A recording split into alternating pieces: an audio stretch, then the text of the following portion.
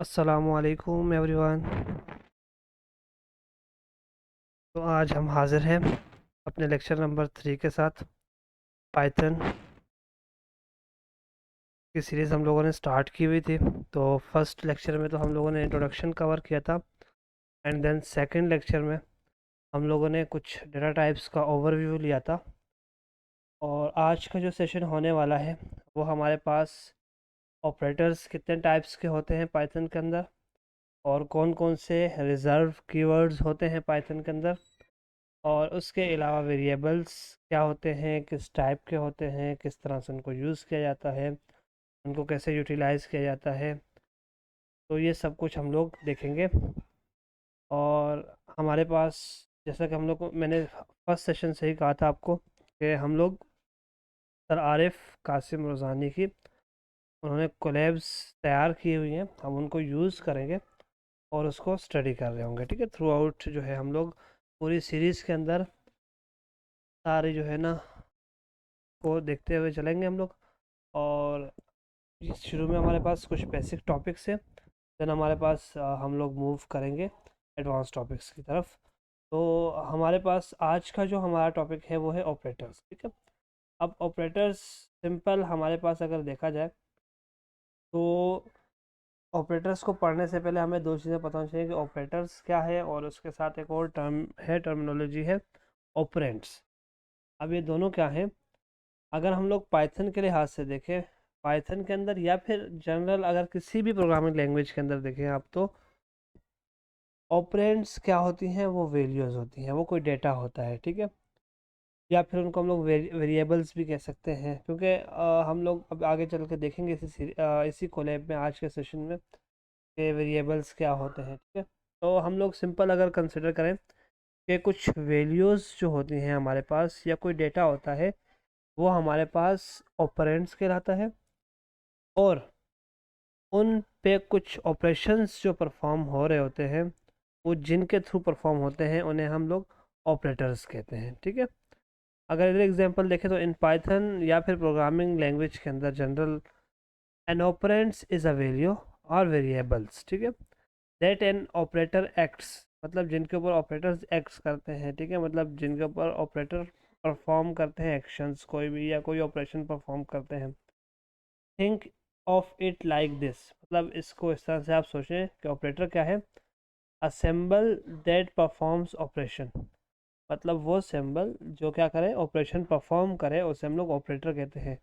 जैसे हमारे पास प्लस हो सकता है, माइनस हो सकता है। ये एग्जांपल दिए हुए हैं दो तीन, आगे हम लोग काफ़ी डिटेल में आज देखेंगे कि कितनी तरह के ऑपरेटर्स हमारे पास पाइथन में होने वाले हैं। ठीक है, जिनका हम लोग यूज़ करते हैं, जिनको हम लोग, अब ऑपरेंड्स क्या है कि द वैल्यू और variable that the operator works with, मतलब जिनके साथ ऑपरेटर काम कर रहे होते हैं, जिनके ऊपर ऑपरेटर कोई फंक्शन परफॉर्म कर रहे होते हैं, कोई ऑपरेशन परफॉर्म कर रहे होते हैं, तो उन्हें हम लोग क्या कराते हैं? ऑपरेंड्स के। ठीक है, तो इनका एक विजुअल्स भी सर ने क्रिएट करके बता दिया, हमें इजीली अंडरस्टैंड कर सकते हैं यहाँ से आप। ऑपरेंड्स और ऑपरेटर क्या होते हैं कि हमारे पास ये जो है ना, ये प्लस का साइन, ये ऑपरेटर है। ये इक्वल टू, ये भी क्या है? ऑपरेटर है। और जो ये हमारे पास वैल्यूज़ हैं एक्स और वाई, ये क्या है? ऑपरेंड्स हैं। ठीक है, और यहाँ पर क्या है? हमारे पास रिजल्ट।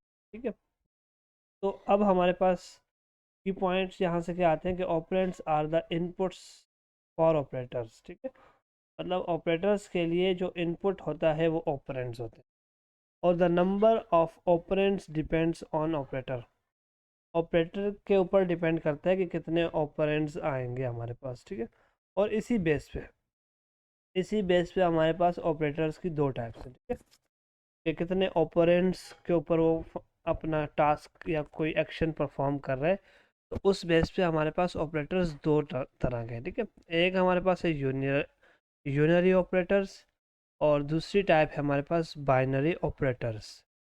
अब यूनरी ऑपरेटर्स नाम से ही जाहिर है, यूनिट मतलब वन। ठीक है, हमारे पास जिसको एक ऑपरेटर की नीड हो, मतलब सॉरी, एक ऑपरेंड की नीड हो, मतलब ये जो ऑपरेटर्स होते हैं, इनके साथ एक ही ऑपरेंड होता है, एक ही ऑपरेंड के ऊपर ये एक्शन परफॉर्म कर रहे होते हैं। या ऑपरेशन परफॉर्म कर रहे होते हैं, आप ये कह सकते हैं। तो इसमें हमारे पास इन्होंने नॉट, ठीक है, और माइनस दिया, ठीक है। माइनस भी क्या है, अगर आप किसी भी नंबर के साथ माइनस की साइन लगाते हैं तो वो क्या ऑपरेशन परफॉर्म कर रहा है आपके लिए, क्या एक्शन परफॉर्म कर रहा है, आपके जो भी उस नंबर के साथ पहले से साइन है उसको ऑपोजिट कर देगा, उसको जो है ना चेंज कर देगा। तो इस तरह हम लोग आगे चल के इनके एग्जांपल्स देखेंगे भी आज। लेकिन फ़िलहाल क्या है हमारे पास, नॉट और माइनस, तो ये क्या है, यूनरी ऑपरेटर्स है। यूनरी ऑपरेटर हमने क्या कहा कि वर्क विद वन ऑपरेंट्स, क्या करते हैं, एक ऑपरेंट के साथ काम कर रहे होते हैं।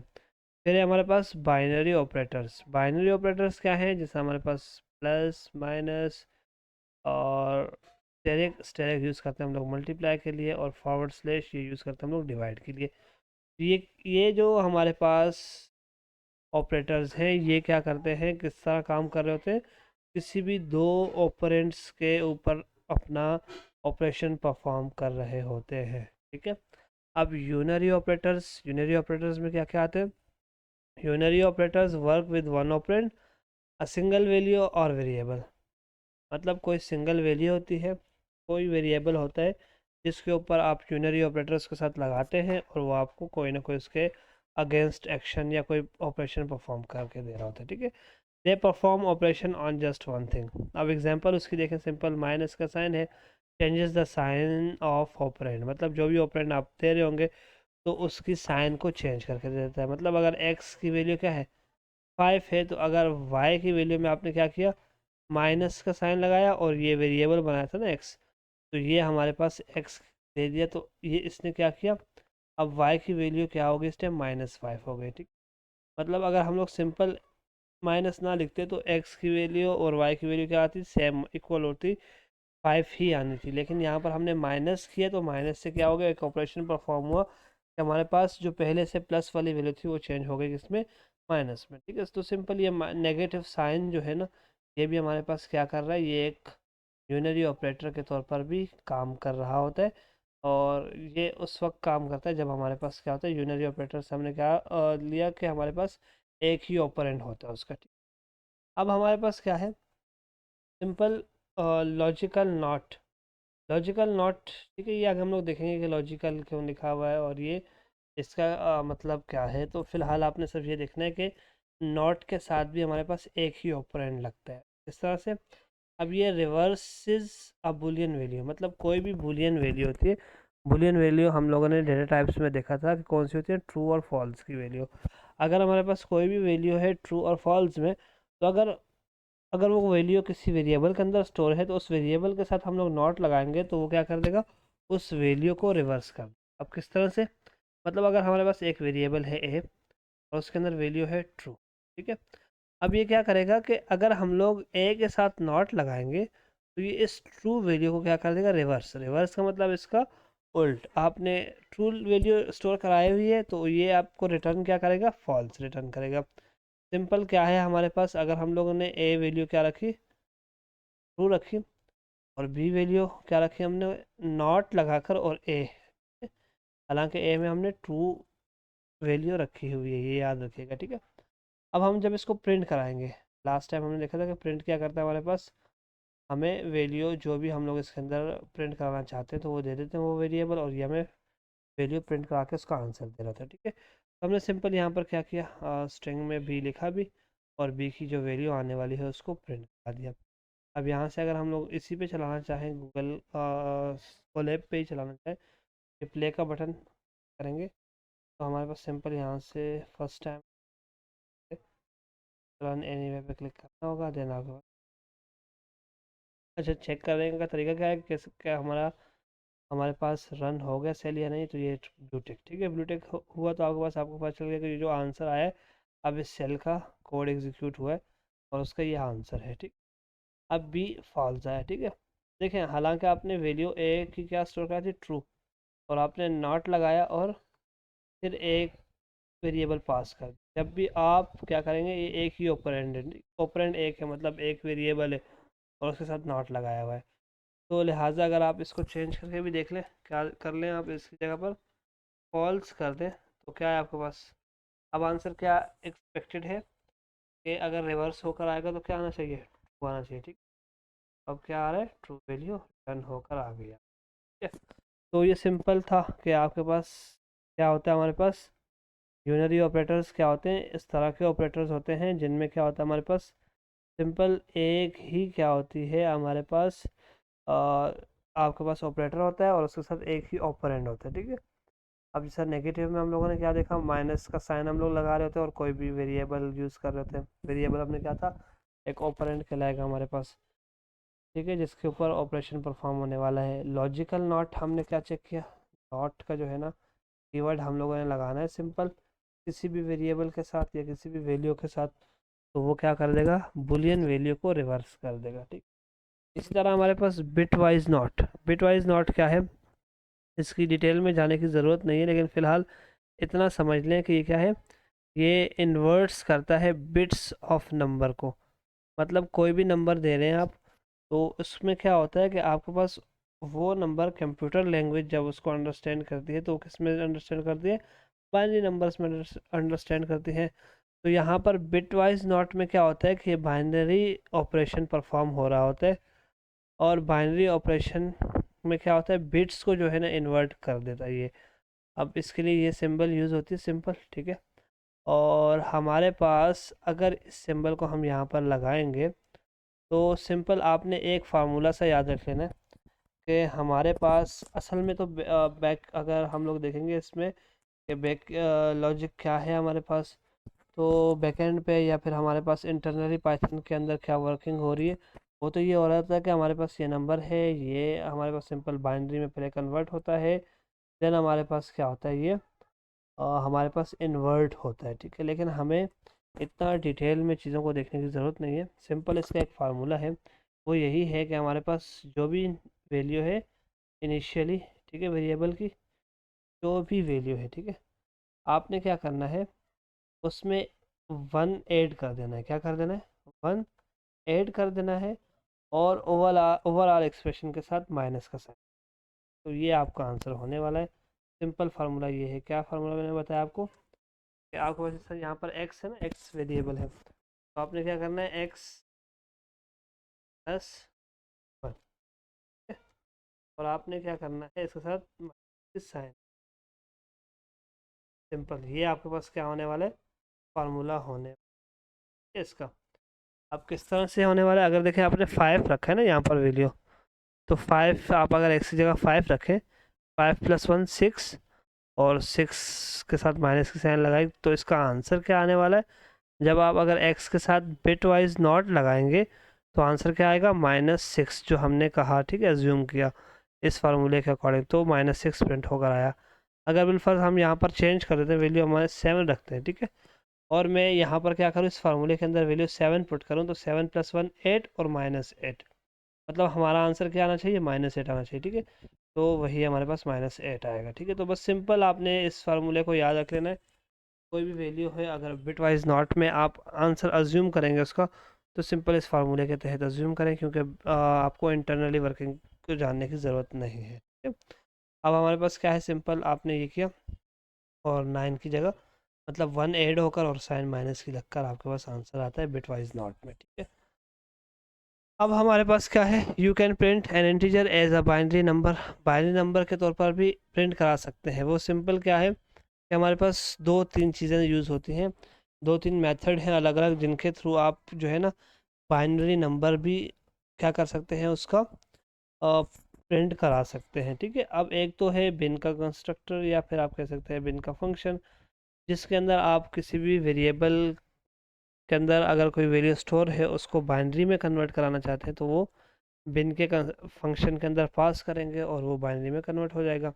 अब उसकी एग्जांपल इन्होंने दी है, क्या है कि the binary string is prefixed with 0 b, और इसका आंसर फिर जो भी आएगा वो 0 और b से आएगा। ठीक है, मतलब शुरू में 0 और b लगेगा, लगा हुआ होगा, उसके बाद क्या होगा, आगे हमारे पास वैल्यू होगी उसकी, और ये होगी किसमें, स्ट्रिंग वैल्यू होगी। ठीक है, to indicate that it's a binary number, तो ये 0 b किसके लिए होता है, ये जाहिर करता है कि हमारे पास ये एक बाइनरी नंबर है।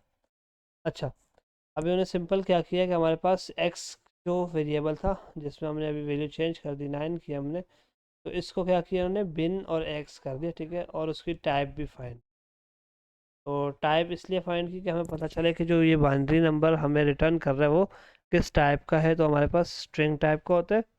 और ज़ीरो भी क्या था, हमने कहा था कि ये प्रीफिक्स होता है, ये हर नंबर के साथ आएगा।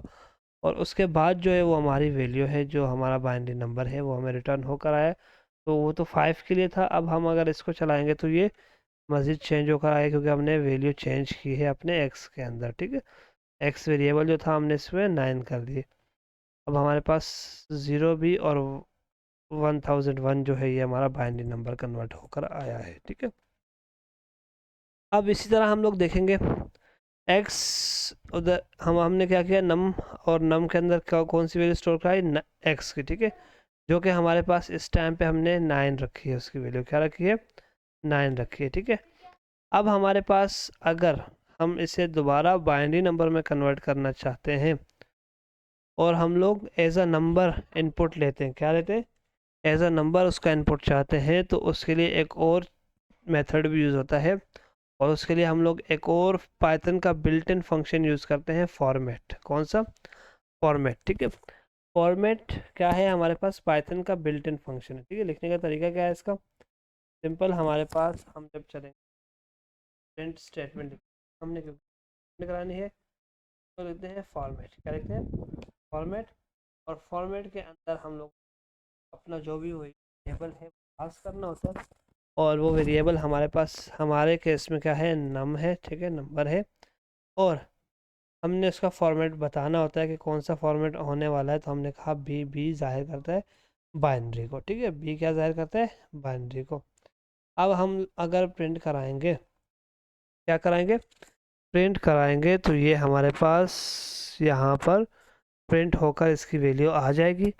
और इसका एक और मेथड जो यहाँ पर एक्सप्लेन हुआ है कि आप इसको सिंपल एफ स्ट्रिंग भी क्या है, हमारे पास स्ट्रिंग लिखने का एक मेथड है। ये हम लोग नेक्स्ट लेक्चर के अंदर मज़ीद डिटेल में स्ट्रिंग को कवर करेंगे, तो इंशाल्लाह वहाँ पर ये चीज़ आ जाएगी। लेकिन ये है कि ये हम, मेरे ख्याल में लास्ट क्लास में मैंने बताया था कि एफ स्ट्रिंग के मेथड से हम लोग क्या कर सकते हैं कि स्ट्रिंग वैल्यू जब भी हम लोग आउटपुट का उसका चाहते हैं और उसके अंदर हम चाहते हैं कि कोई वेरिएबल या कोई ऑपरेशन भी साथ में परफॉर्म करके आंसर आए, तो वो भी हम लोग उसके लिए फिर हम लोग क्या करते हैं, एफ स्ट्रिंग यूज़ करते हैं।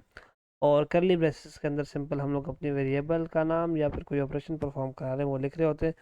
तो एफ स्ट्रिंग, ठीक है, एफ स्ट्रिंग के बाद सिंपल इन्होंने क्या किया कि हमारे पास करली ब्रेसेस यूज़ की, उसमें नंबर। ठीक है, नंबर, तो सिंपल ये नंबर आ गया। ठीक है, और उसके बाद कॉलन लगाकर और बी लिखा। तो इससे क्या होगा कि ये जो नंबर वैल्यू है इसके अंदर जो भी वैल्यू होगी उसको बाइनरी में कन्वर्ट करके देगा। ठीक है, तो इसको एक मरतबा मैं दोबारा से राइट डाउन करके बताता हूँ। सिंपल प्रिंट लिखना है आपने, और उसके बाद जाना है आपने एफ स्ट्रिंग। ठीक है, ये एफ स्ट्रिंग इनिशियलाइज हो गई हमारे पास। आपने एफ लिखा और उसके बाद क्या लिखा आपने, स्ट्रिंग बनाई, मतलब इन्वर्टेड, जो ऊपर क्या बोलते हैं इसे हम लोग, डबल कोट्स, ये आपने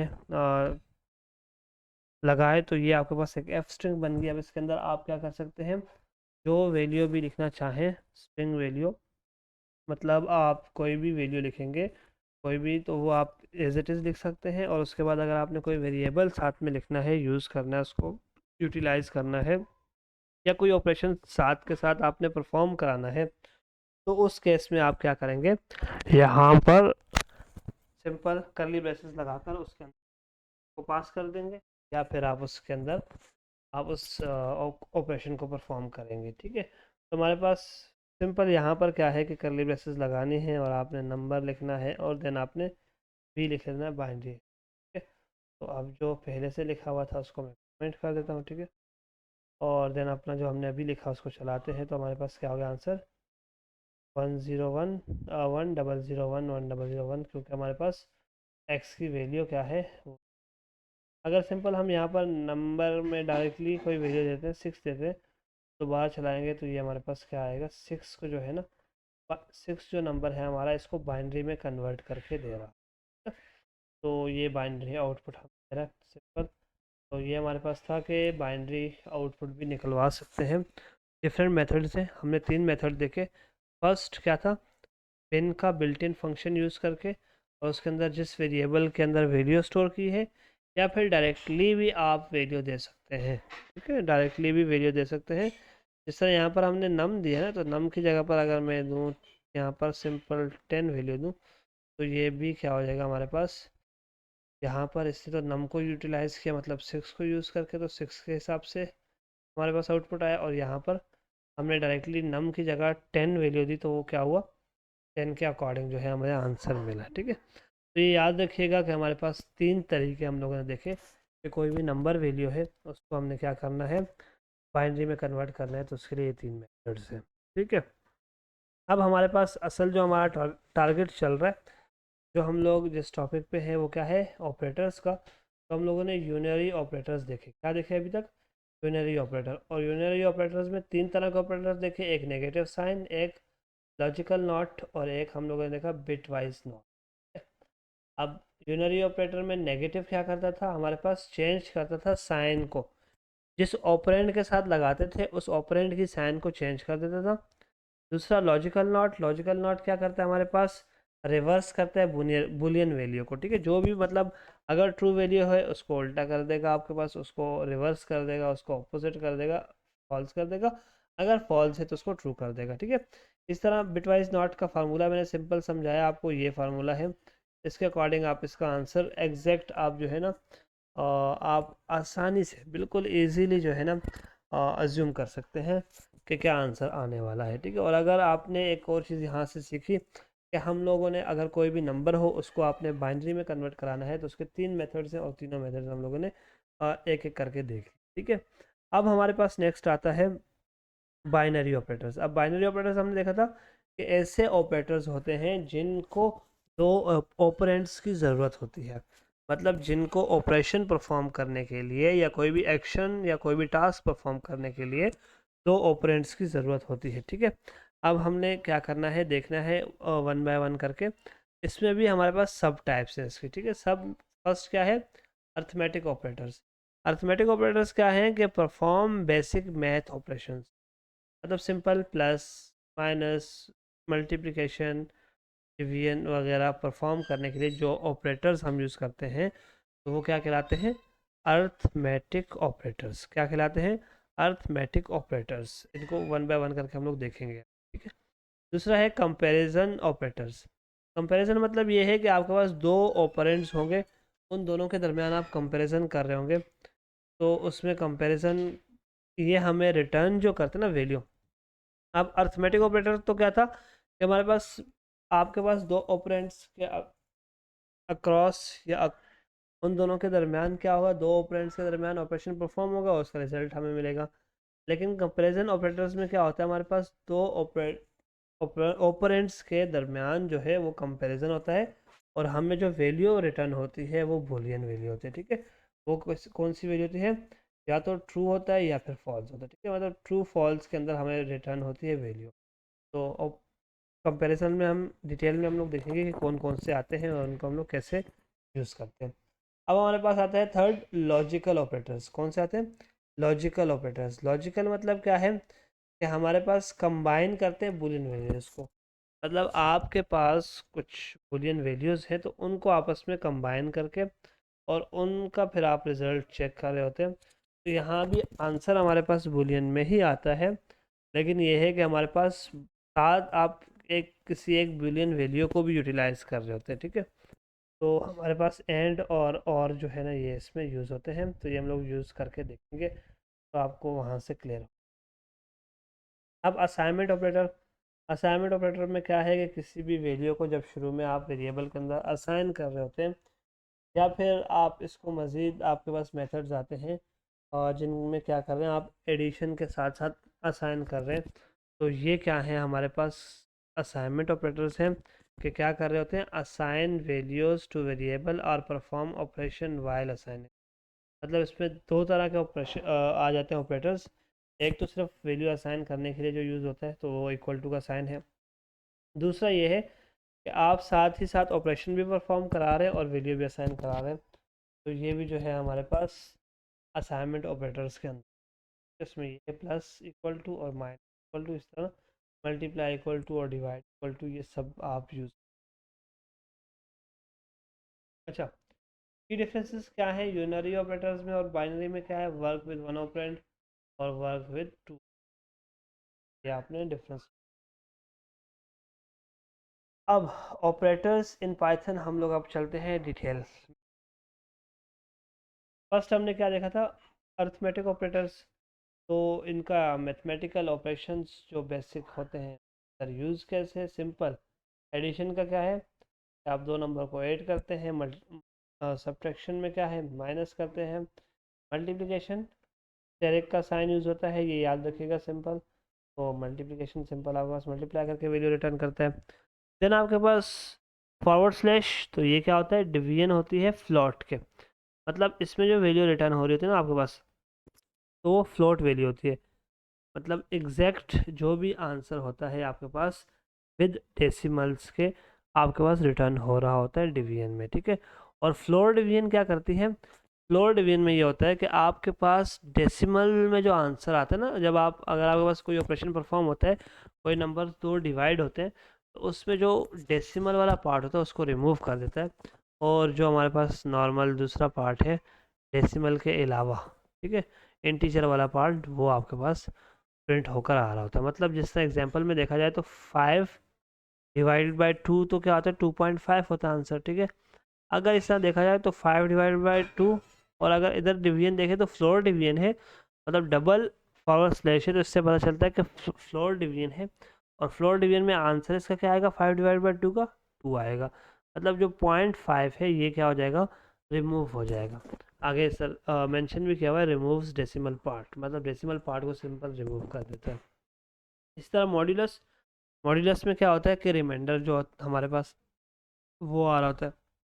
मतलब 4 डिवाइडेड बाई 2 जो एग्जैक्टली नंबर डिवाइड हो रहा है, तो क्या है यहाँ पर? क्या होता है? सिंपल, जिसको आप डिवाइड कर रहे होते हैं उसका टेबल आप अगर पढ़ते हैं जिस पे डिवाइड कर रहे हैं, ठीक है। मतलब ये है कि 5 को आप डिवाइड कर रहे हैं 2 पे, तो 2 का टेबल पढ़ेंगे एग्जैक्टली कहाँ तक ये डिवाइड हो रहा है, और उसके बाद रिमाइंडर कितना बच रहा है। तो 2 का टेबल 2 1 ज़ा 2 और 2 2 ज़ा 4। लेकिन हमारे पास नंबर क्या है? 5 है, तो 5 में अब कितने बचेंगे? हमारे पास 1 रिमेनिंग रह गया, मतलब रिमाइंडर है, तो ये हमारे पास 1 हमें आंसर देगा अगर 5 मॉड्यूलस 2 है। इस तरह अगर हमारे पास इनकेस यहाँ पर 10 मॉड्यूलस 2 हो तो हमें आंसर क्या मिले? 0, रिमाइंडर 0 होगा। लिहाजा इसी तरह आपके पास जो भी रिमाइंडर होता है वो रिटर्न करता है मॉड्यूलस, ठीक है। अब हमारे पास एक्सपोनेंशिएशन, ठीक है। एक्सपोनेंशिएशन क्या है कि इसमें हमारे पास पावर, किसी भी नंबर की पावर जो है वो फाइंड करते हैं। पावर से मुराद क्या होता है? कि उस नंबर को उतने टाइम्स मल्टीप्लाई किया, ठीक है। जिस तरह हमारे पास 5 पावर 2 है, तो 5 को 2 टाइम्स मल्टीप्लाई किया जाए, 5 5 ज़ा 25। इसी तरह अगर हम लोग लिखते हैं 3 पावर 3, तो क्या होगा? 3 को 3 टाइम्स मल्टीप्लाई, 3 9 9 3 ज़ा 27, तो ठीक है। तो इस तरह हमारे पास क्या हो रहा है? एक्सपोनेंशिएशन जो है वो काम कर रही होती है, ठीक है। अब हमारे पास इनकी examples one by one. Sorry. एक है वेरिएबल ए के अंदर इन्होंने वैल्यू स्टोर कराई है 10। दूसरा वेरिएबल है बी के अंदर वैल्यू है 3। ए प्लस बी दोनों को क्या किया? ऐड कर दिया। आंसर क्या आना चाहिए? 13। ए माइनस बी, 10 में से 3 माइनस किया, ऑब्वियसली 7 आएगा। ए मल्टीप्लाई बाय, ठीक है, स्टेरिक का साइन लगा हुआ है तो multiply by. A multiply by b, तो 10 मल्टीप्लाई बाय 3 30। और इसी तरह से ए डिवाइड बाय बी, तो ये क्या आना चाहिए हमारे पास आंसर? एग्जैक्टली डिवाइड तो नहीं हो रहा, तो डेसिमल वैल्यूज़ जो है वो भी प्रिंट होकर आएंगी साथ। इस तरह A floor division B, floor division में क्या आएगा? सिर्फ आंसर क्या होगा? जितना एग्जैक्ट जहाँ पर मल्टीप्लाई हो रहा होगा उसके बाद जो हमारे पास डेसिमल में वैल्यूज़ हैं वो सारी की सारी रिमूव हो जाएंगी, ठीक है। इस तरह मॉड्यूलस, मॉड्यूलस में क्या होगा कि जो एग्जैक्ट डिवीजन हो गई उसके बाद जो है ना जो भी रिमाइंडर होगा वो रिटर्न होगा। और इस तरह से हमारे पास एक्सपोनेंशिएशन में क्या है कि ए एक्सपोनेंशिएशन बी, मतलब 10 की पावर 3 टाइम्स, तो 10 10 ज़ार 100 और 100 10 ज़ार हमारे पास क्या होगा? आंसर 1000। तो ये रिटर्न होने वाला है। अब हम अगर इसको प्रिंट कराएं यहाँ पर ए के बटन क्लिक करके, हमारे पास यही 13 प्लस होकर 7 माइनस होकर मल्टीप्लाई होकर 30 डिवाइड होकर 10। दो डिवीजन में सिर्फ इंटीजर वाली वैल्यू आई, पॉइंट रिमूव हो गया, मतलब डेसिमल पार्ट रिमूव हो गया, मॉड्यूलस में रिमाइंडर आया और सॉरी लास्ट में क्या किया, एक्सपोनेंशिएशन है उसमें हमारे पास आंसर मल्टीप्लाई होकर 10 की पावर 3 टाइम आंसर। अब हमारे पास आता है कंपैरिजन, या फिर इनको बोलते हैं रिलेशनल ऑपरेटर्स। क्या बोलते हैं? Relational operators. तो इनमें कौन कौन से हैं हमारे पास, हम लोग उनको देखते हैं।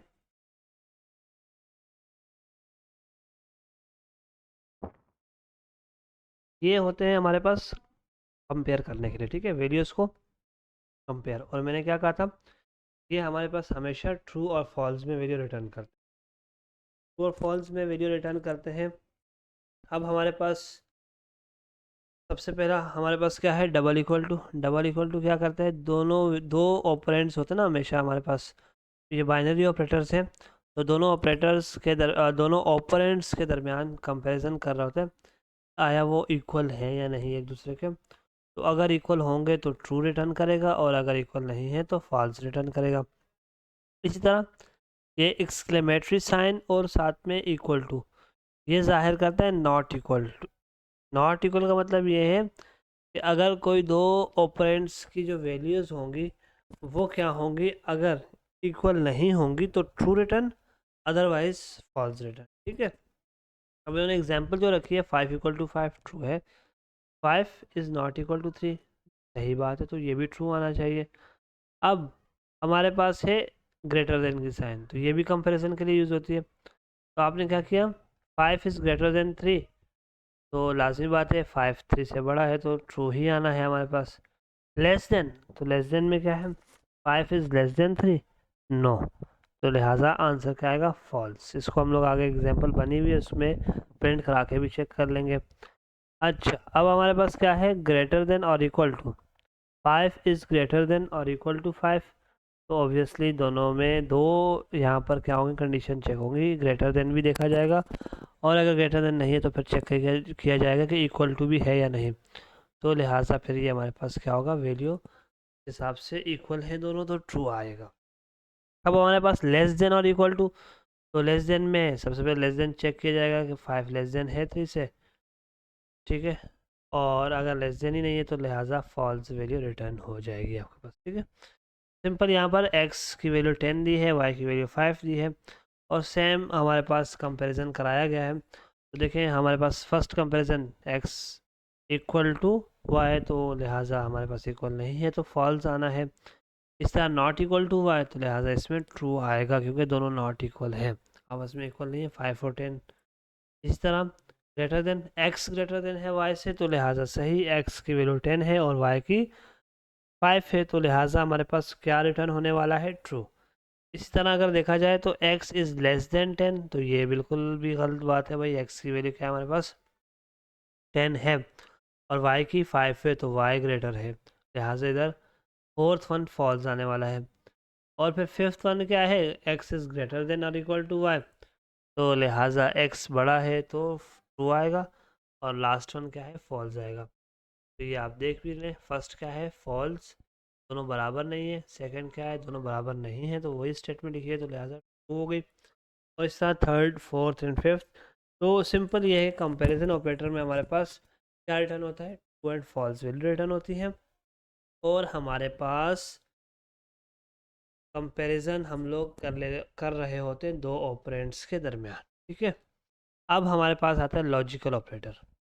लॉजिकल ऑपरेटर क्या होते हैं कि यूज़ होते हैं कंबाइन करने में, किनको कंबाइन करने में, कंडीशनल स्टेटमेंट्स को। मतलब आप कहीं कहीं कंडीशंस रख रहे होते हैं, तो उधर आपके पास क्या होता है कि आप कंपैरिजन चीज़ों का करा रहे होते हैं, और उन आपके पास एक से ज़्यादा कंपैरिजन होते हैं, तो उनको आपस में कंबाइन करने के लिए क्या यूज़ होते हैं, लॉजिकल ऑपरेटर्स यूज़ होते हैं, ठीक है।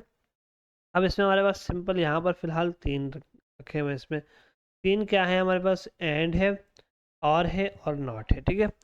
एंड क्या है हमारे पास, एंड क्या करता है हमारे पास कि ये उस वक्त ट्रू होता है जब हमारे पास सारे के सारे जो कंपैरिजन कराए हैं आपने या फिर कोई भी वैल्यूज़ आपने दी हैं तो वो क्या हो, ट्रू हो। ठीक है, उनके आंसर्स क्या हो, ट्रू होंगे। मतलब सारे ऑपरेंड्स के आंसर्स ट्रू होंगे तो आपके पास एंड ऑपरेटर क्या करेगा, ट्रू रिटर्न करेगा। अदरवाइज अगर आपके पास फर्स्ट ऑपरेंड के दरमियान आपने अगर कोई कंपैरिजन कराया या डायरेक्टली ट्रू लिख दिया आपने, तो वो क्या है आपके पास, लेकिन सेकंड वन क्या है, फॉल्स है, देन आपके पास कंडीशन ओवरऑल क्या हो जाएगी, फॉल्स हो जाएगी। ठीक है, इस तरह और में क्या होता है ये हम लोग अभी आगे एग्जांपल देखें तो फिर आपको सही समझ आ जाएगा।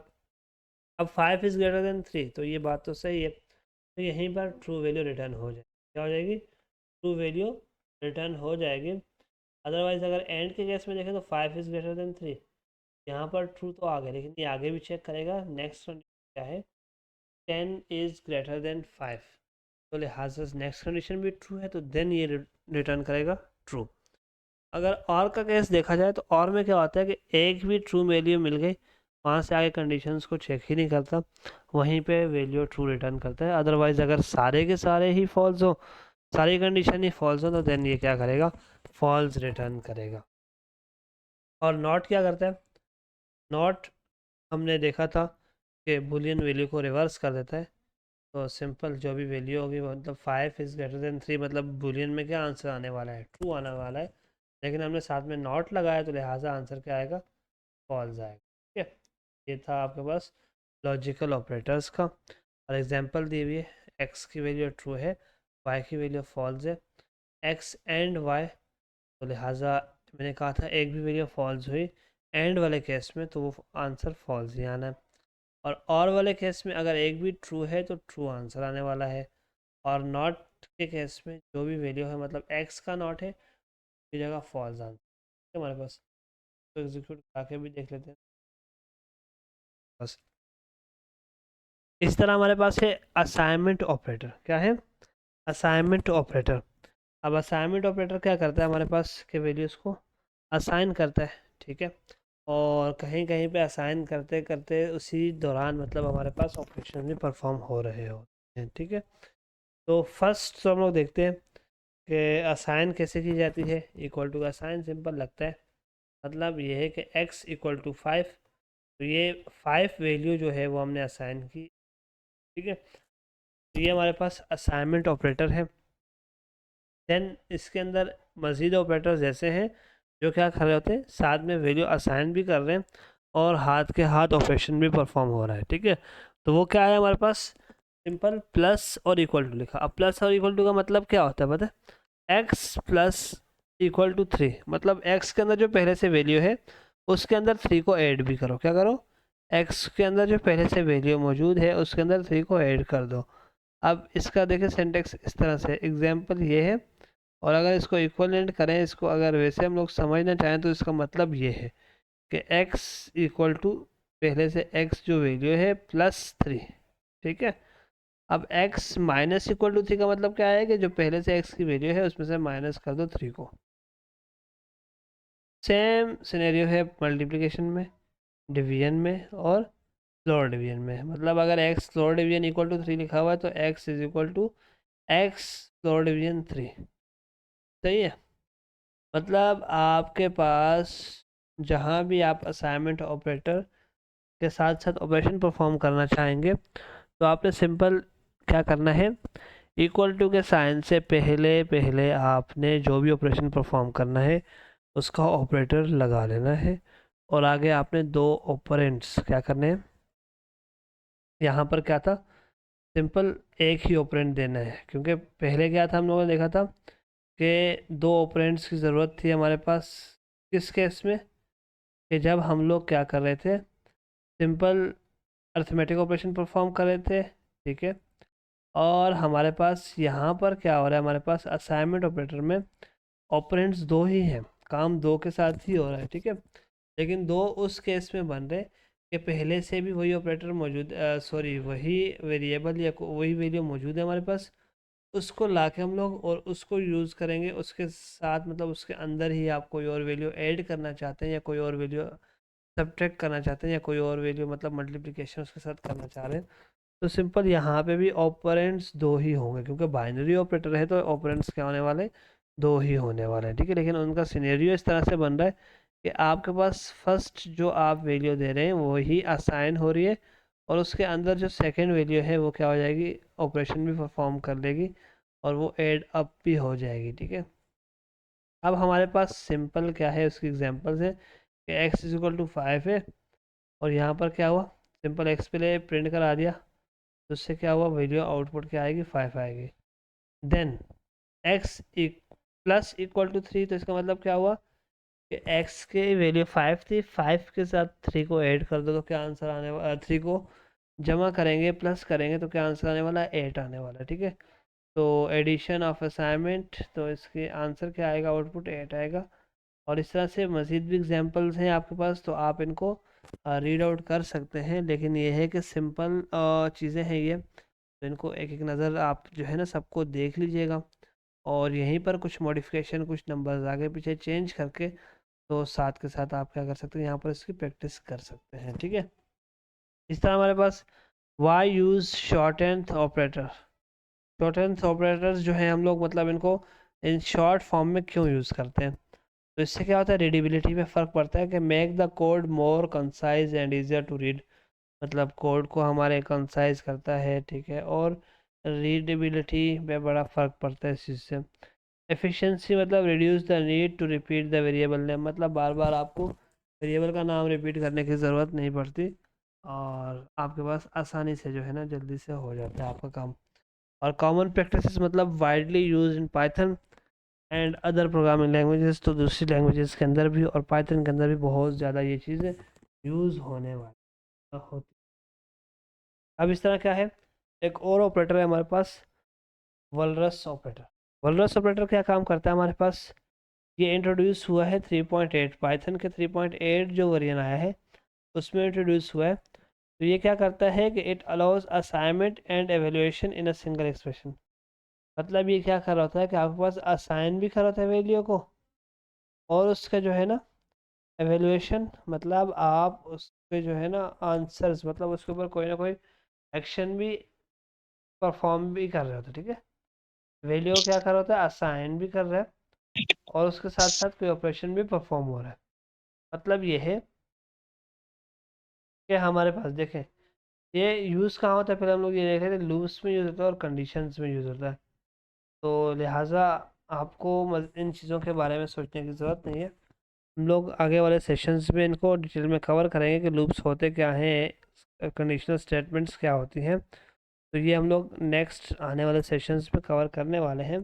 जस्ट आपने यहाँ पर याद रखना है कि ये जो हमारे पास वलरस ऑपरेटर है ये कहाँ कहाँ यूज़ हो सकता है, लूप्स में और कंडीशनल स्टेटमेंट्स में, ठीक है। अब ये क्या करता है, ये इसका मतलब मेन मकसद क्या है, तो गोल क्या है, वो क्या है, रिड्यूस रिडंडेंसी, मतलब आपका कोड जो रिपीट होता है बार बार सेम चीज़, तो उसको जो है ना रिड्यूस करने के लिए, उसको कम करने के लिए ये चीज़ आई है आपके पास, और इसका हम लोग इस्तेमाल करते हैं। अब एग्जांपल क्या दिए, क्या आपके पास इफ़ यूज़र इनपुट, ठीक है, यहीं पे आपने क्या किया, कॉलन लगाकर और इक्वल टू लगाया, इससे क्या हुआ कि यहाँ पर इनपुट भी यूज़र का आ रहा है, एंड और वैलिडेशन भी लगा दिया आपने कि यूज़र डॉट इज डिजिट, मतलब यूज़र का जो इनपुट है वो डिजिट होना चाहिए, अगर डिजिट होगा तो क्या आंसर आने वाला है, यूज़र इनपुट, और जो यूज़र का इनपुट होगा वो इधर प्रिंट हो जाएगा, एफ स्ट्रिंग यूज़ किया। और इस तरह हमारे पास अदरवाइज क्या होगा, invalid input please enter a valid number. तो सिंपल अगर हम लोग यहाँ देखें तो सबसे पहले हमसे यूज़र का इनपुट ले रहे हैं, अगर हम लोग एच जे के कुछ ये लिख लेते हैं तो क्या आएगा हमारे पास, invalid input please enter a valid number. तो मतलब ये है कि हमने एक चेक भी लगा दिया, मतलब ये है कि जो यूज़र का इनपुट आएगा इसी लाइन में हम लोगों ने इसको असाइन भी किया है, और इसी लाइन के अंदर क्या कर रहे हैं हम लोग आगे चल के इसकी एवेल्युएशन कर रहे हैं, ठीक है। हम लोग चेकिंग टाइप चेकिंग लगा दी कि हमारे पास, या फिर हम लोगों ने चेकिंग ये लगा दी कि जो वैल्यू आने वाली है वो डिजिट्स है या नहीं, तो ये जो है हमारे पास कहलाता है वलरस ऑपरेटर, और जो कि कॉलन लगाने के बाद इक्वल टू का साइन लगाते हैं, इससे हम लोग इसको यूज़ कर रहे होते हैं, ठीक है। अब हमारे पास आते हैं आइडेंटिटी ऑपरेटर। आइडेंटिटी ऑपरेटर क्या है? इज़ और इज़ नॉट। इज़ क्या करता है कि ये क्या करता है, मेमोरी की लोकेशन, मतलब हमारे पास कोई भी वेरिएबल होता है वो क्या होता है, मेमोरी में जाकर स्टोर होता है और उसको कोई ना कोई लोकेशन एलोकेट की जाती है, ठीक है, हमारे सिस्टम की तरफ से। तो मेमोरी की तरफ से जो लोकेशन एलोकेट होती है उस चीज़ को चेक करने के लिए, ठीक है, उसको कंपेयर करने के लिए हम लोग इज़ और इज़ नॉट को यूज़ करते हैं। तो return true if object have the same memory, मतलब अगर आपने एक ऑब्जेक्ट बनाई है एक्स के नाम से, एक बनाई है वाई के नाम से, तो दोनों की मेमोरी अगर सेम है, ठीक है, मेमोरी एड्रेस सेम है, तो फिर आप अगर इज़ लगाकर चेक करेंगे कि एक्स इज़ वाई, तो इसका मतलब ये है कि अगर मेमोरी एड्रेस सेम हुआ तो फिर ये ट्रू क्या करेगा, हमारे पास वैल्यू रिटर्न करेगा, अदरवाइज फॉल्स, ठीक है। और अगर इज़ नॉट लगा दिया साथ में तो ये ट्रू उस वक्त रिटर्न करेगा जब आपके पास आपका मेमोरी लोकेशन सेम नहीं होगी, ठीक है।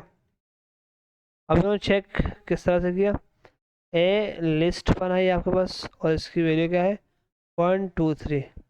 अब बी एक और लिस्ट बनाई जिसकी वैल्यू क्या है 1 2 3, और सी जो है हमारे पास उसको करार दे दिया equal to A.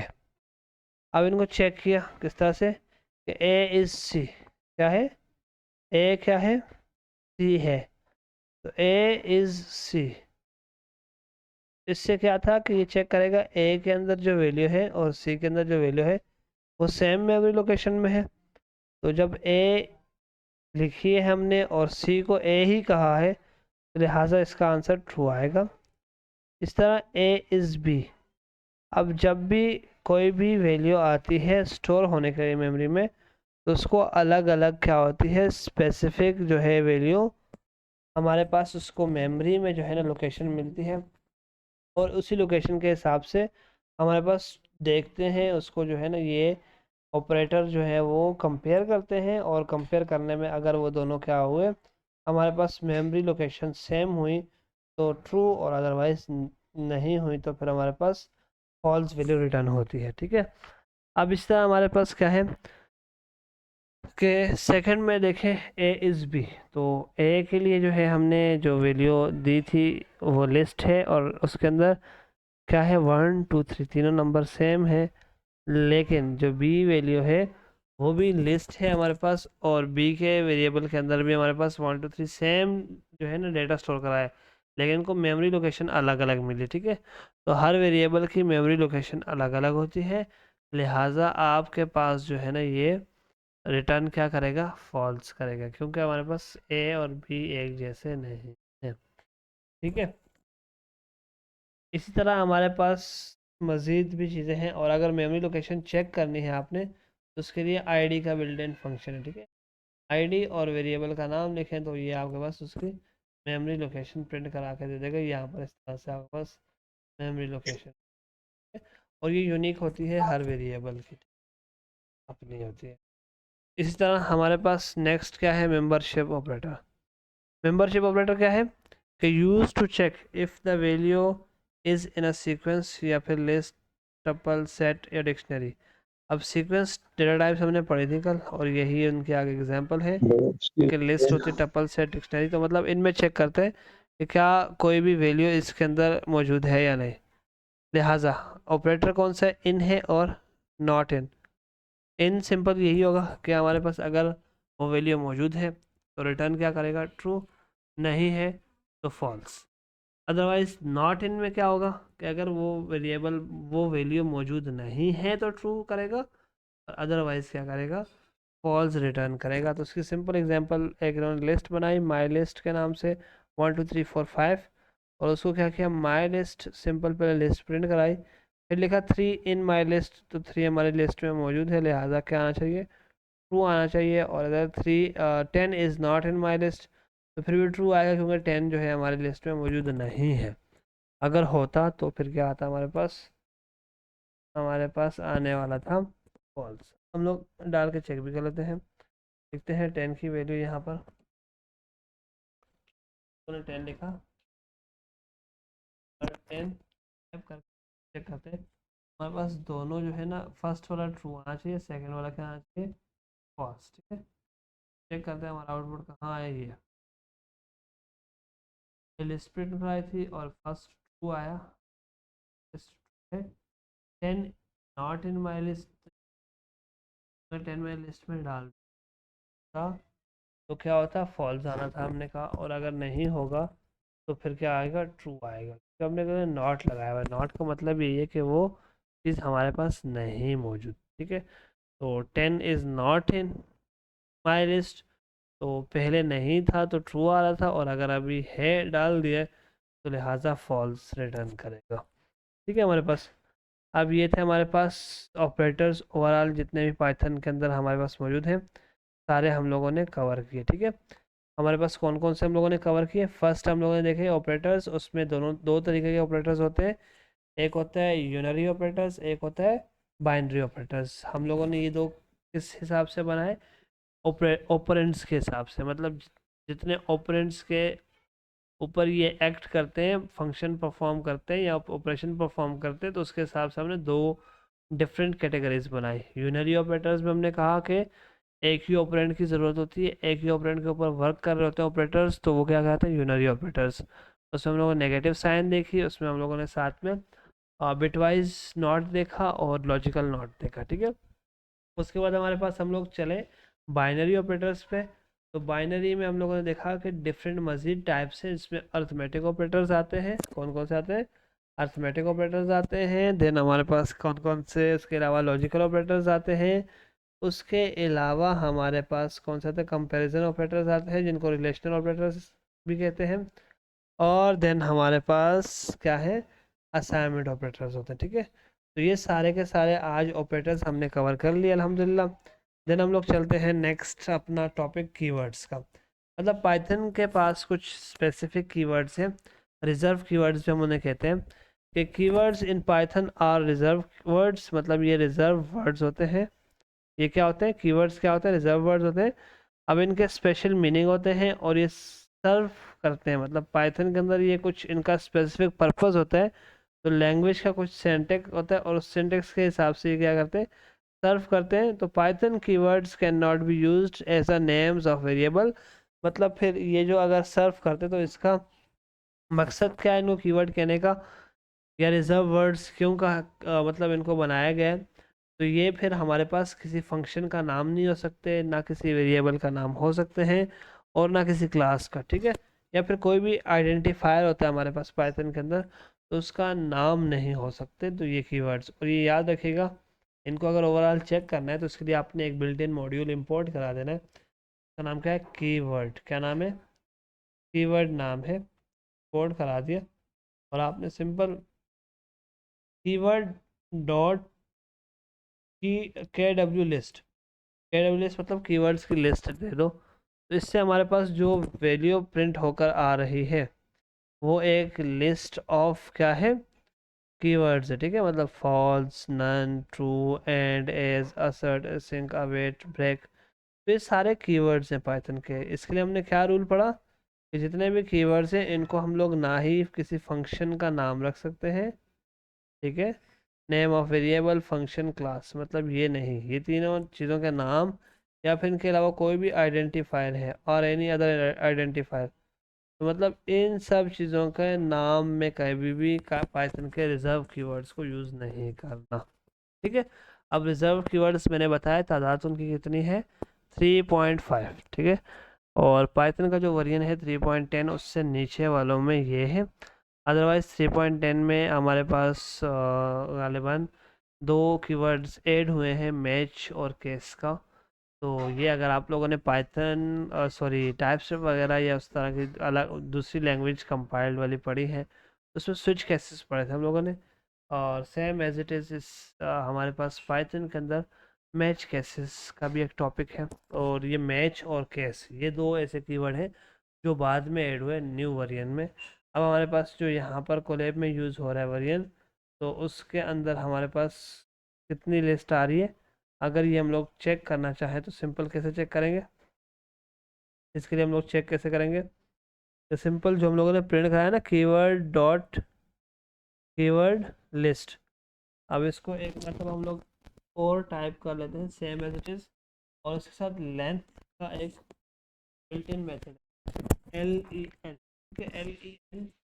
LEN show करता है लेंथ को, ये हमारे पास लेंथ मालूम करता है, ठीक है। तो हम लोगों ने लेंथ का कीवर्ड लगा, sorry, built in function use किया, और ये क्या करेगा, हमारे पास लेंथ देगा। किसकी लेंथ देगा, यहाँ से कीवर्ड डॉट KW लिस्ट में जो जितने भी कीवर्ड्स होंगे उसकी लेंथ दे देगा। तो हमारे पास क्या है, 35 आ रहा है, ठीक है।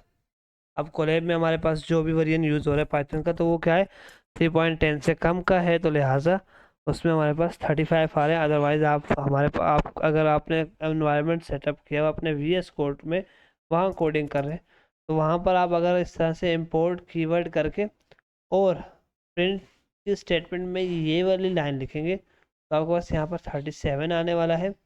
और अगर ये फर्स्ट वाली लाइन लिखेंगे तो इसमें जितने भी कीवर्ड्स आए हुए इनके साथ 2 कीवर्ड ऐड हो जाएंगे, केस और मैच का, ठीक है। तो you can use keywords reserve words as a variable name. लेकिन वो कैसे यूज़ करते हैं, अगर आपने कीवर्ड यूज़ कर दिया जैसा एंड यूज़ किया हुआ है, अगर मैं इसको अनकमेंट करूँ तो क्या हो रहा है, हमारे पास एरर आ रहा है, ठीक है। क्या एरर आ रहा है हमारे पास, ये आप चेक कर सकते हैं कि एक्सपेक्टेड एक्सप्रेशंस, मतलब कोई ना कोई एक्सप्रेशन एक्सपेक्ट कर रहा है, या फिर आप एंड की जगह पर ट्रू लिख दें। क्या लिखें, ट्रू लिखें, तो फिर भी क्या आने वाला है आपके पास, एरर आने वाला है, ठीक है। तो मतलब कोई भी कीवर्ड रिजर्व वर्ड जिसे कहते हैं वो आप यूज़ करना चाहेंगे, वेरिएबल का नाम या फिर किसी भी चीज़ का नाम, आप अपने क्लास का, फंक्शन का, तो लिहाजा वो क्या करेगी, एरर शो करेगी, ठीक है। अब हम लोग बार बार वेरिएबल्स करते हुए आ रहे हैं, फर्स्ट क्लास में हम लोगों ने ये वर्ड यूज़ किया था, आज भी काफ़ी एक्सटेंसिवली हम लोगों ने यूज़ किया वेरिएबल का। तो आइए चलते हैं, हम लोग अब देखते हैं कि एग्जैक्टली वेरिएबल्स होते क्या हैं, ठीक है। और देन हम लोग उसके नेम केसेस पढ़ेंगे कुछ, और फिर आज का जो हमारा जो सेशन है उसको वाइंड अप करेंगे, ठीक है। हमारे पास वेरिएबल्स क्या हैं, in Python variables are use to store data. मतलब सिंपल, फर्स्ट 2-3 हमने पॉइंट्स में इसको याद करना है। फर्स्ट क्या है कि स्टोर डेटा, मतलब वेरिएबल्स यूज होते हैं कि डेटा को स्टोर करने के लिए। उसके बाद that can be referenced and manipulated during program execution. अब ये चीज़ हम लोग देखते हैं कि वेरिएबल डेटा तो स्टोर करते हैं, लेकिन इनका फ़ायदा क्या है, फ़ायदा ये है कि हम लोग इनका रेफरेंस दे देते हैं, और मतलब आप इनको यूज़ कर रहे होते हैं ड्यूरिंग प्रोग्राम एग्जीक्यूशन, मतलब प्रोग्राम का एग्जीक्यूट हो रहा है तो उसके दौरान ये यूज़ हो रहे होते हैं। मल्टीपल जगहों पर आप बार बार अपना डेटा जो है ना वो नहीं पुट कर रहे होते, बस जस्ट आपने इसका जो है ना जिस वेरिएबल के अंदर फर्स्ट टाइम स्टोर करा डेटा, उस वेरिएबल का रेफरेंस दे दिया और वो वहाँ से आपका प्रोग्राम एग्जीक्यूट हो जाता है, ठीक है। A variable is essentially a name that is assigned to a value, मतलब किसी भी वैल्यू को जो नाम दिया जाता है उसे वेरिएबल कहते हैं। Unlike many other programming languages, दूसरी प्रोग्रामिंग लैंग्वेजेस की तरह, मतलब हमारे पास Python variables do not require explicit declaration of type. मतलब कोई भी आपके पास पाइथन के अंदर जो है ना, या पाइथन का वेरिएबल जो है वो हमारे पास को ज़रूरत नहीं होती कि आप उसको डिक्लेयर करें, ठीक है, उसकी टाइप दें, तो इस चीज़ की ज़रूरत पाइथन के वेरिएबल्स को नहीं होती। The type of the variable is inferred. यहाँ पर एक वर्ड आ रहा है इन्फर्ड, ठीक है, उसके मीनिंग नीचे लिखे हुए भी हैं। इन्फर्ड के मीनिंग क्या है कि डिड्यूस या फिर कंक्लूड, मतलब किसी भी चीज़ का कंक्लूजन या फिर उसको रिड्यूस करना from evidence and reasoning rather than explicit statement.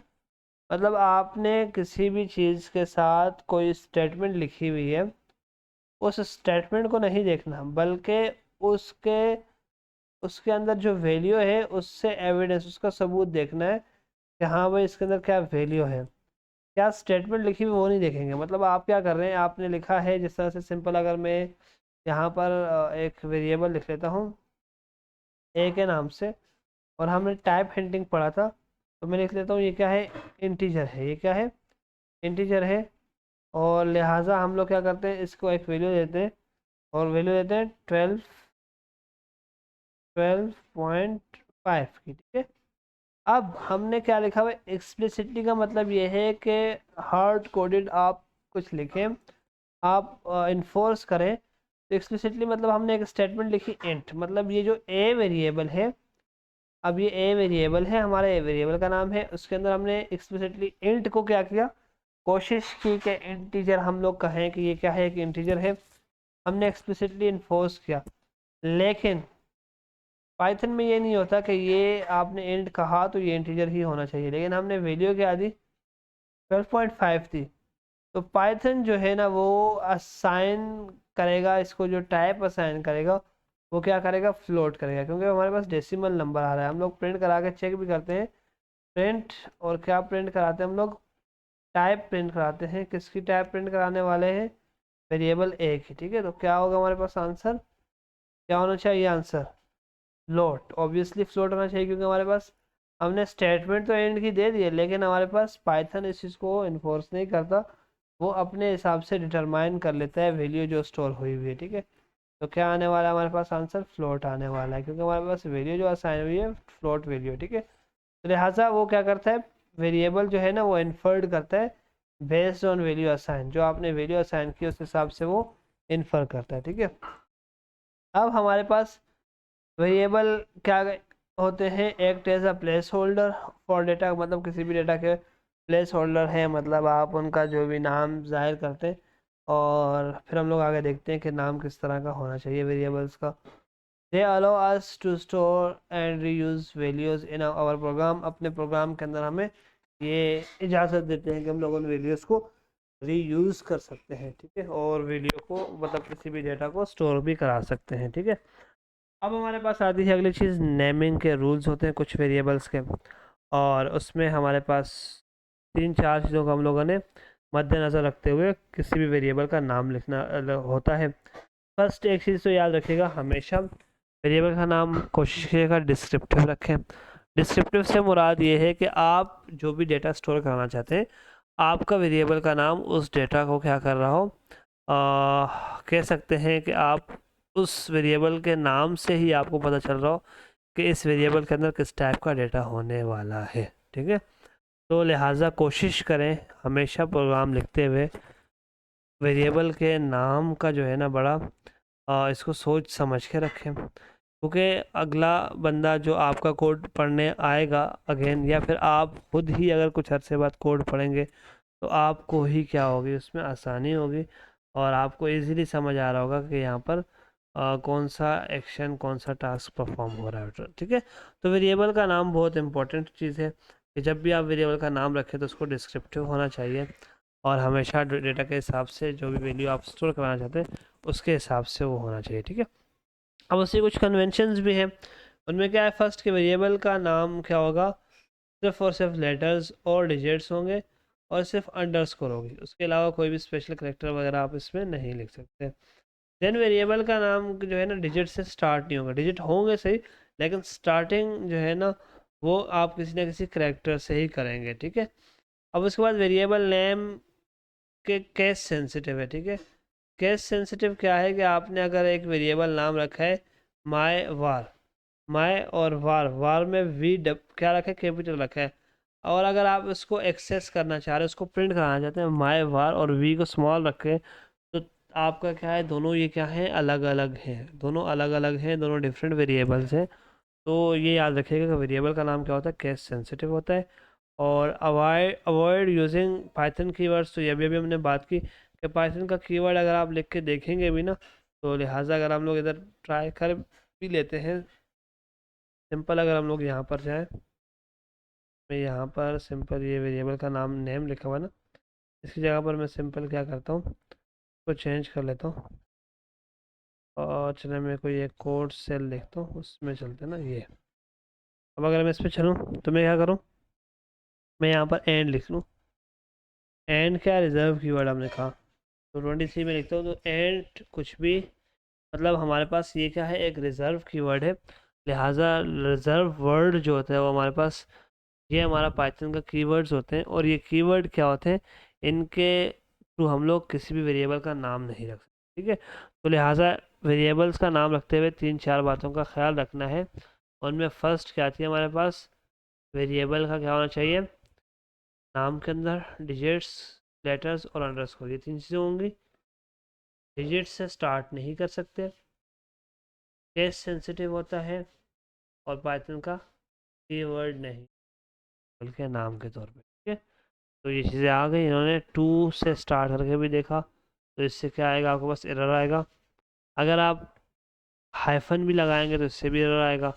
और अगर क्लास कोई नाम रखते हैं आप वेरिएबल का, तो ये भी आपके पास एरर थ्रो करेगा। अब हमारे पास डिफरेंट नेमिंग कन्वेंशंस भी होती हैं, वेरिएबल का नाम लिखने के डिफरेंट मेथड्स होते हैं और उनके अलग अलग नाम हैं।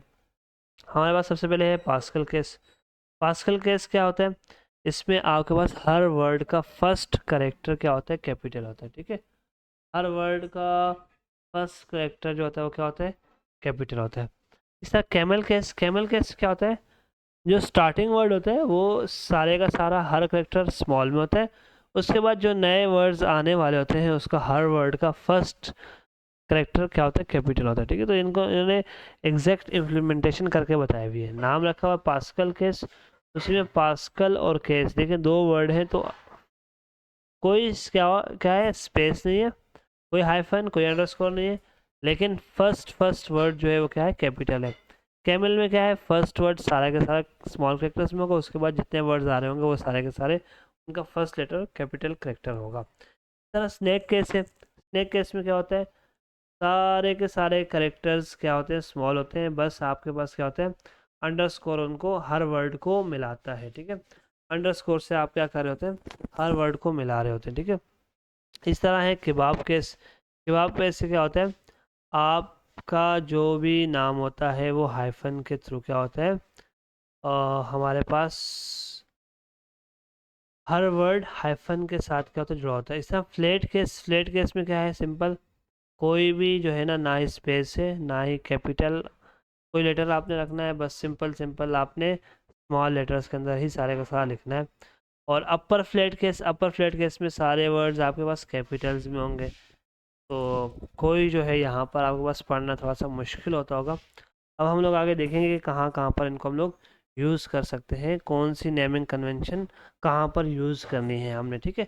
अब Pascal snake case, Pascal snake case क्या है हमारे पास, क्या आपके पास हर वर्ड क्या है, देखिए स्नैक केस से इन्होंने क्या लिया, अंडरस्कोर ले लिया, और पास्कल से क्या लिया कि हर पहला लेटर क्या होता है, सॉरी हर वर्ड का पहला करेक्टर कैपिटल। तो ये दोनों चीज़ों का मिक्सचर है, ठीक है। अच्छा वेट अ मिनट, मैं चार्जिंग पे लगा दूँ लैपटॉप को, चार्जिंग एंड होने वाली है।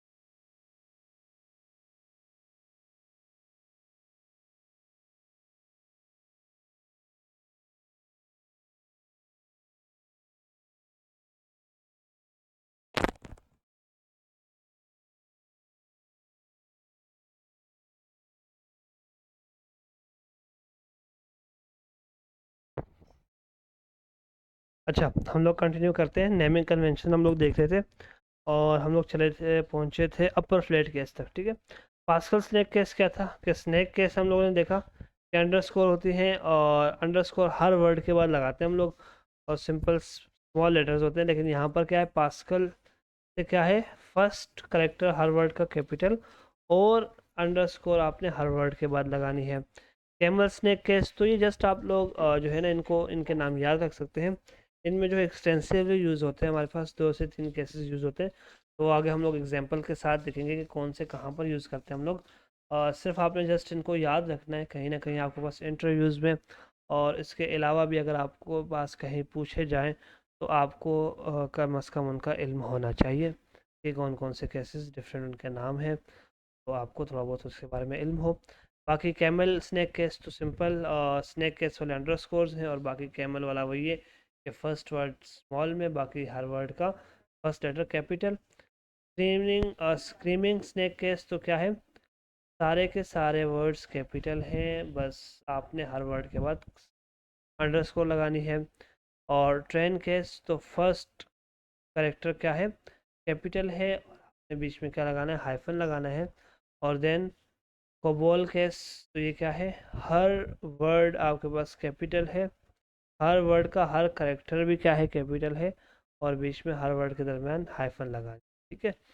अब इसके बाद हम लोगों ने जो स्पेशली चीज़ देखनी है वो आपके पास ये देखनी है कि आप यूजुअली आप अगर पाइथन का कोड लिख रहे होंगे तो कौन सा नेमिंग कन्वेंशन आप कहाँ यूज़ करेंगे, ठीक है। तो रेगुलर जो आप वेरिएबल्स बना रहे होंगे ना रेगुलर, उनके लिए आपके पास सिंपल क्या होगा, स्नैक केस। अभी अभी हमने देखा, देखो ये टोटल कॉस्ट लिखा हुआ है, तो ये जर्नल यूज़ के लिए है। कोई भी वेरिएबल का नाम लिखेंगे, कोई भी फंक्शंस का नाम लिखेंगे, वो आपने ये सिंपल आपके पास स्नैक केस यूज़ करना है। कांस्टेंट होगा तो आपके पास हमने क्या लिखा था कांस्टेंट के लिए, हमारे पास यहाँ पर है केस, हमारे पास कौन सा, अपर फ्लैट केस, कौन सा, अपर फ्लैट केस, या फिर आप स्क्रीमिंग स्नैक केस भी यूज़ कर सकते हैं, ठीक है। तो अपर फ्लैट केस या फिर स्क्रीमिंग जो आपके पास हमारे पास स्नैक केस है, ये दोनों यूज़ होते हैं कांस्टेंट वेरिएबल्स के लिए, ठीक है। या कांस्टेंट वैल्यू कहीं पे आप डेटा स्टोर करना चाहते हैं, जिस तरह पी आई पाई की वैल्यू स्टोर कराई हुई है, तो उसके लिए सिंपल यहाँ पर एग्जांपल दी हुई है। ये कांस्टेंट्स हैं, इनके लिए इस तरह से स्टोर करते हैं। हमारे पास क्लास नेम है, क्लास नेम अगर किसी भी क्लास का नाम लिखते हैं आप, तो उसके लिए क्या यूज़ करते हैं आप, आपके पास कौन सा केस यूज़ करते हैं, पास्कल, कौन सा केस यूज़ करते हैं, पास्कल केस। प्राइवेट वेरिएबल है तो उसके लिए उस वेरिएबल से पहले अंडरस्कोर आप लगा देते हैं। और private with mangling, name mangling, ये हम लोग ऊप्स के अंदर जो हमारा ऑब्जेक्ट ओरिएंटेड प्रोग्रामिंग, उसमें हम लोग काफ़ी डिटेल में कवर करेंगे। लेकिन आपने जस्ट याद रखना है कि प्राइवेट अगर आपने रखना है नेम मैंगलिंग के लिए, तो उसके लिए आप डबल अंडरस्कोर लगाते हैं पहले स्टार्टिंग में। और स्पेशल मेथड जो आपके पास है, और ये भी हम लोग पढ़ेंगे आगे चल के। और ये स्पेशल मेथड्स आपके पास बहुत सारे हैं, और जितने भी हम लोग फंक्शंस यूज़ कर रहे हैं बाय डिफ़ॉल्ट बिल्ट इन, तो उनको हम लोग इस तरह मेथड्स के थ्रू भी कर सकते हैं यूज़। लेकिन आपने जस्ट सिर्फ याद रखना है कि डबल अंडरस्कोर, ये अंडरस्कोर अंडरस्कोर डबल अंडरस्कोर है, ठीक है, और इनिट, और फिर डबल अंडरस्कोर, तो ये एक स्पेशल मेथड्स है। इनको डंडर मेथड्स कहते हैं। ये डंडर नाम आप याद रखिएगा, ये डुंडर जो भी कहें आप, DUNDER, ठीक है। तो ये डुंडर मेथड्स या डंडर मेथड्स, ये इनका नाम है। और ये आगे चलकर आगे एडवांस टॉपिक्स में आपके पास बहुत ज़्यादा यूज़ हो रहे होंगे। तो ये फिर इंशाल्लाह आप सिर्फ फ़िलहाल अभी तक के लिए इनका नाम याद रखें। तो ये है कि आपके पास ये बिल्ट इन मेथड्स है पाइथन की तरफ से, इनको आप यूज़ करते हैं। लेकिन ये कि ये जो है ना हमारे पास डबल अंडरस्कोर से स्टार्ट होते हैं। तो ये कुछ नेम्स थे वेरिएबल के कि कैसे आप कौन से कैसे यूज़ कर सकते हैं। समरी क्या है ओवरऑल, अगर आप नेमिंग कन्वेंशन की देखें तो वेरिएबल्स और फंक्शन का जो नाम रखेंगे वो केस में रखेंगे, ठीक है। एग्जांपल में दिया कि यूज़र नेम अगर वेरिएबल का नाम है, टोटल प्राइस आप अगर फंक्शन के थ्रू फाइंड कर रहे हैं, तो मतलब किसी फंक्शन का नाम या कोई वेरिएबल का नाम होगा तो उसको स्नैक केस में रखेंगे। क्लासेस होंगी तो कौन सा केस यूज़ हुआ है, कैमल केस। अच्छा यहाँ पे गलती हुई हुई एक मिस्टेक है, कैमल नहीं है, ये पास्कल केस, इन्होंने कैमल लिख दिया। लेकिन आप इसको देखें, फर्स्ट वर्ड कैपिटल है, तब पहला वर्ड कैमल है, तो कैमल का फर्स्ट करेक्टर कैपिटल है, केस का भी फर्स्ट क्या है, कैपिटल है। तो फर्स्ट कैपिटल हो पूरे वर्ड का तो क्या होता है, पास्कल केस होता है, कैमल नहीं होता। कैमल में पहला वर्ड जो होता है वो सारा स्मॉल होता है। तो लिहाजा बस सिंपल यहाँ पर आप इसको देख लीजिएगा कि क्लासेस के लिए आप कैमल नहीं बल्कि पास्कल केस यूज करेंगे। इसी तरह आप कांस्टेंट के लिए तो आपने देखा कि स्क्रीमिंग कौन सा केस है, स्क्रीमिंग स्नैक केस, ठीक है, स्क्रीमिंग स्नैक केस है। इस तरह हमारे पास प्राइवेट वेरिएबल है, तो इसके सिंगल अंडरस्कोर है, नेम मैंगलिंग वाली है वो डबल अंडरस्कोर है, और स्पेशल मेथड्स डुंडर मेथड्स यहाँ लिखा हुआ भी आ गया, ये डबल अंडरस्कोर और बीच में मेथड का नाम और देन फिर डबल अंडरस्कोर, ठीक है। अब हमारे पास here are naming convention in Python with their respective names, cap words और पास्कल केस क्लास नेम्स के लिए आ गया, ठीक है। देखिए यहाँ पर मिस्टेक थी, कैमल केस लिखा हुआ था लेकिन पास्कल केस, ठीक है। स्नैक केस कहाँ कहाँ, variables name, functions name, methods name, modules name, packages name, इन सब में स्नैक केस ही हम लोग यूज़ कर रहे होते हैं। ज़्यादातर आपके पास हर जगह आपको स्नैक केस बहुत एक्सटेंसिवली यूज़ होता हुआ मिलेगा। अपर केस कांस्टेंट कोई भी वेरिएबल्स है, और डुंडर्स जो होते हैं, डुंडर मेथड्स जो होते हैं, ये स्पेशल मेथड्स नेम है। फिलहाल आप इतना ही याद रखें, बाकी इसको आगे हम लोग मज़ीद एक्सप्लोर करेंगे। ठीक है, और ये हमारे पास क्या है, ये सारे के सारे it's worth nothing that official Python style guide, और पेप 8 जो है recommends using cap words for class names and snake cases for variable name. मतलब इनका आपके पास रेफरेंस दिया हुआ है कि कहाँ से इन्होंने ये चीज़ जो है ना बताई यहाँ पर, कि कैप वर्ड्स या पास्कल केस और ये स्नैक केस कहाँ कैसे यूज़ करना है, उसका प्रॉपर रेफरेंस है। ये लिंक आप ओपन करेंगे, इसको मज़ीद आप जो है ना एक्सप्लोर कर सकते हैं, मज़ीद चीज़ें आपको यहाँ से मिल सकती हैं।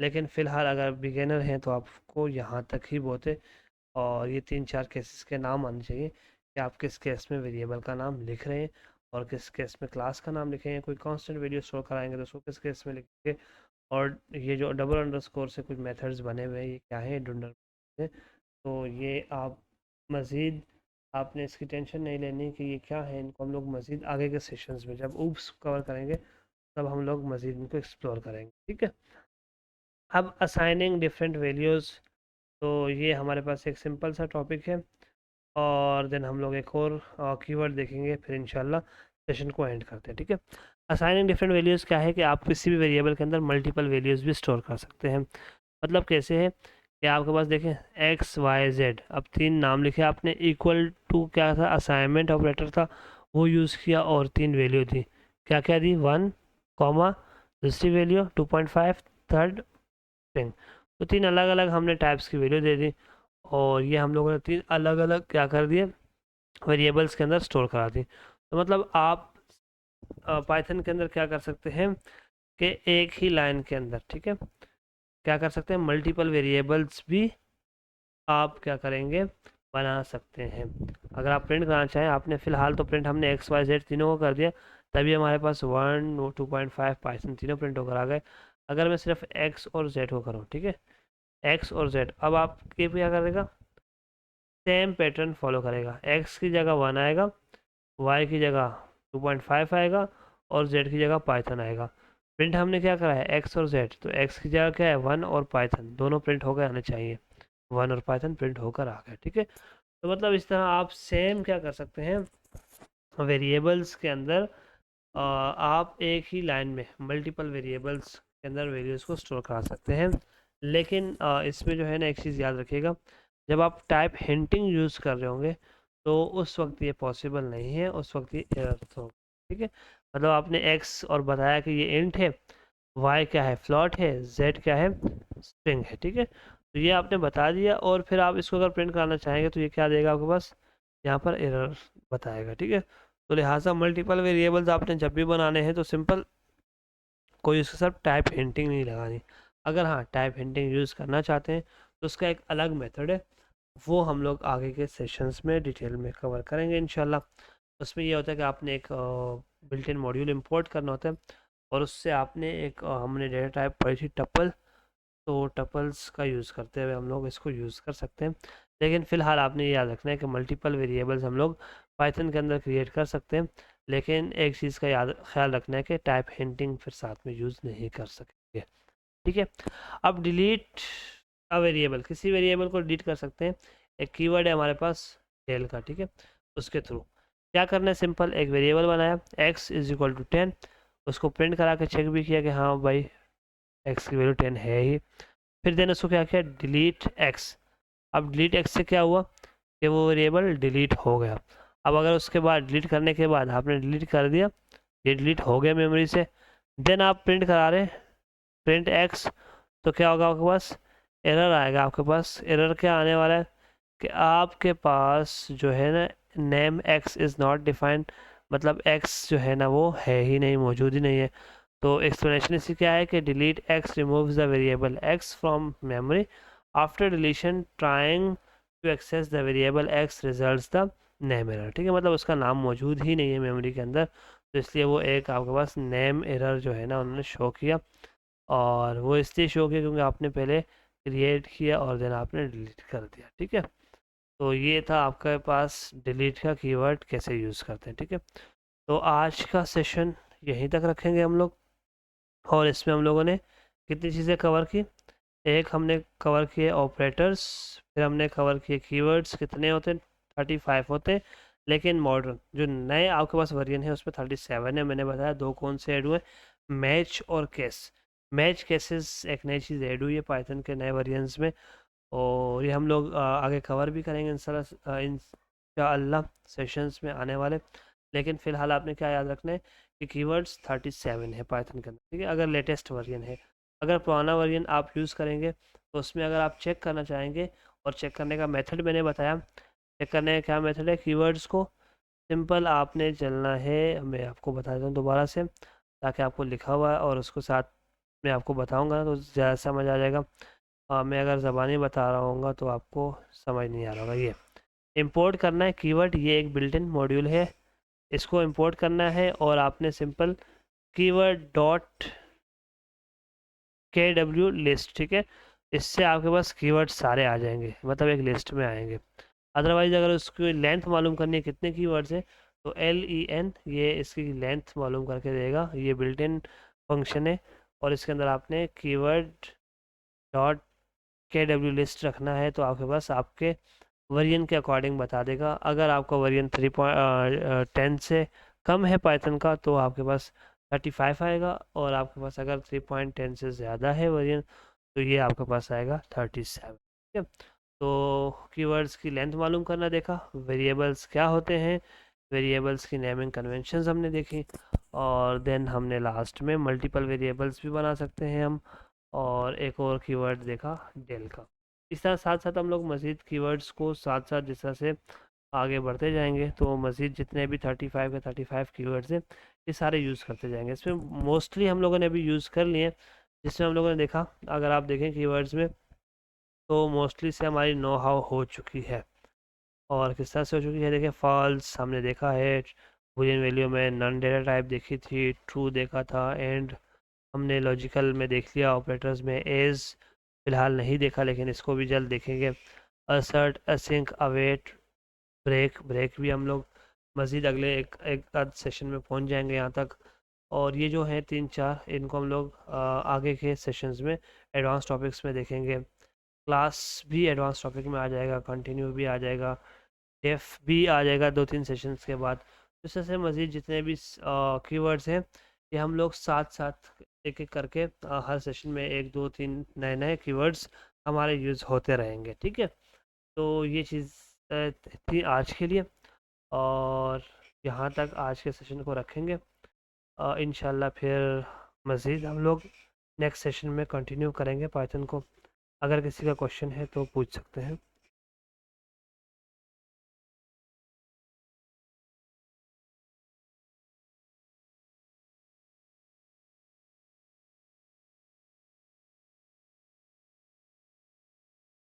तो इसी के साथ हम आज के सेशन को एंड करते हैं, और मिलते हैं नेक्स्ट सेशन में। अल्लाह हाफिज़।